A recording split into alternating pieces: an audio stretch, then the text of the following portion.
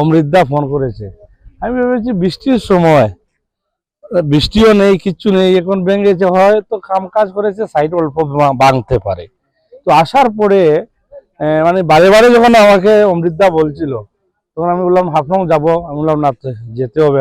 অমৃতদা যখন যেভাবে সিরিয়াসলি বলছে, আসার পরে দেখে তো আমার নিজের ডর লাগলো। এটাকে দেখে মনে হচ্ছে যে ছোটমোটো সুনামি হলে যে এরকম অবস্থা হয়, বা বড় ভূমিকম্প হলে যে পরিস্থিতি তৈরি হয়, আমার দেখে মনে হচ্ছে বড় ভূমিকম্পর থেকে বাজে কন্ডিশন। আস্থা এরিয়া চলে গেছে, শুধু এরিয়া যে চলে গেছে তা না, আপনি দেখবেন নদীর একদম নকশা চেঞ্জ হয়ে গেছে, নদীর পুরা নদীর নকশা চেঞ্জ হয়ে গেছে। এই যে পরিস্থিতি, এই পরিস্থিতি দেখার সঙ্গে সঙ্গে আমি আপনাদের সামনেই ডিসির সঙ্গে আমি আলাপ করেছি। প্রাকৃতিক আপদা বলবেন? প্রাকৃতিক আপদাই বলতে হবে।